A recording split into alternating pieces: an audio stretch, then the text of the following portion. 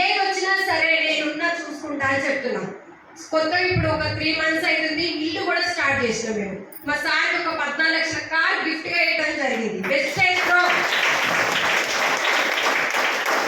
బయట ఒక్క రూపాయి పెట్టలేదు. కారు ఓపెనింగ్ చేసేటప్పుడు మేము పెడితే వెంటనే కంపెనీ 3 లక్షలు నాకు అకౌంట్లో వేసింది. నెట్ క్యాష్ పెట్టి నెల నెల అమౌంట్ అనేది ఈఎంఐలా కట్టుకుంటూ 14 లక్షల కార్ మా సార్కి గిఫ్ట్గా ఇచ్చినప్పుడు అమ్మో నువ్వేమనుకుంటా సాధిస్తావు. ఖచ్చితంగా నేను చెప్తే డ్రీమ్ మాత్రం ఖచ్చితంగా పెట్టుకుంటా, అది ఖచ్చితంగా చెప్తే చేస్తా. చేయకపోతే నేను అన్న ఫస్ట్ అంటే అంత ఉంది, లేకపోతే అనుకుంటామా? అనుకోలేదు. ఈరోజు జగన్ సార్ కూడా నాకు యాక్సిడెంట్ అయ్యి నేను ఇంట్లో ఉంటే నాకు వెస్టేజ్ నెల నెలా పంపించింది, కానీ నా పోలీస్ డిపార్ట్మెంట్లో పంపించలేదు అని అంది. సార్కి ఏం అవసరం? మంచి జాబు, వ్యవసాయం ఉంది, ఆస్తి ఉంది.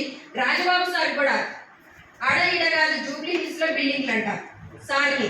అలాంటి వాళ్ళే బంద్ చేసుకొని వచ్చారు. చిన్న మనం ఒక 5-6 వేలు రెంట్ కట్టేవాళ్ళం. నేను బిజీ అంటారు. ఈ బిజీని కొంచెం పక్కకు పెట్టండి. బిజీ అనేది ఎవరో తెలుసా? పైకి పోయిన వాళ్ళు బిజీ అంటారంట. ఈడున్నోళ్ళు బిజీ అని చెప్పరు.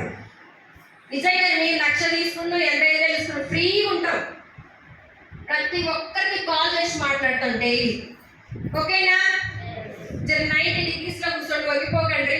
ఒక్కరోజు అన్న లేకపోతే లేదు. శివరాత్రి, సంక్రాంతి, దసరా ఒక్క రోజులు ఉంటారా? ఉంటారా మేడం?